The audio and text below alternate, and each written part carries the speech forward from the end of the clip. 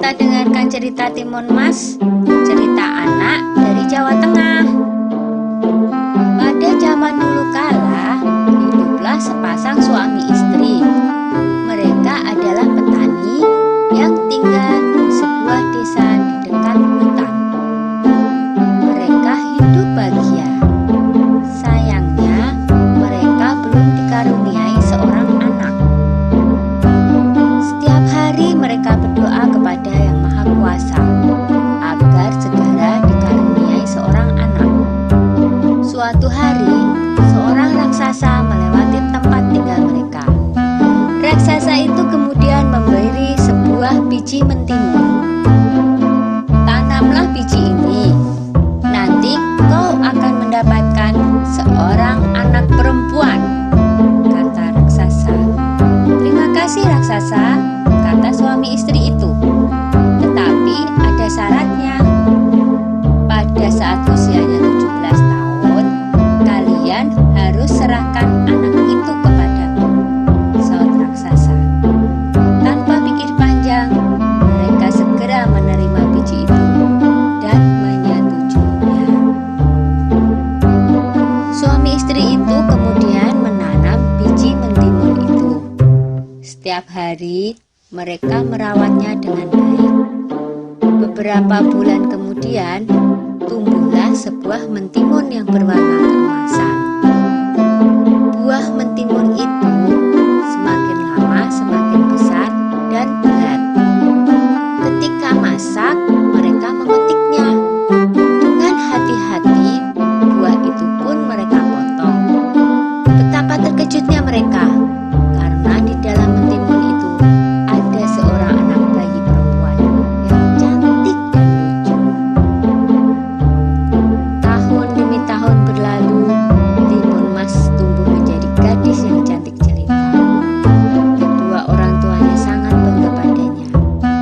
Tapi mereka juga takut, karena pada usia 17 mereka harus menyerahkan Timun Mas kepada raksasa sesuai dengan perjanjian mereka.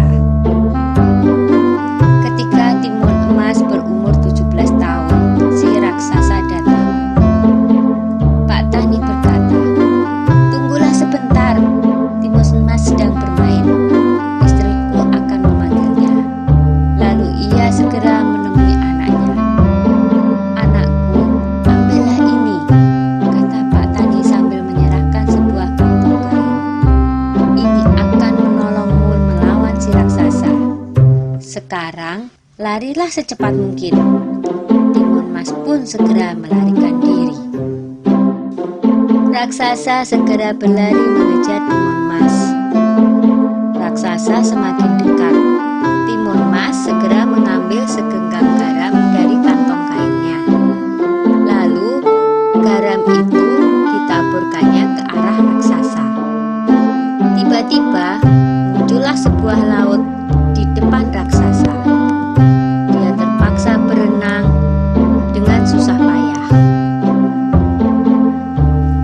Timun Mas berlari lagi, tapi kemudian raksasa berhasil mendekatinya. Timun Mas kembali mengambil benda ajaib dari kantongnya dan dilemparkannya ke arah raksasa. Seketika muncullah pohon dengan ranting dan duri-duri tajam menghalangi si raksasa. Raksasa berteriak kesakitan. Tapi raksasa itu sungguh kuat dan terus mengejar Timun Mas. Maka Timun Mas pun mengeluarkan benda ajaibnya yang ketiga. Ia menebarkan biji-biji mentimun ajaib. Seketika itu pula tumbuhlah kebun mentimun yang sangat luas. Sampai akhirnya Timun Mas melemparkan benda ajaib terakhirnya, yaitu segenggam terasi udang yang berubah menjadi danau lumpur yang sangat luas.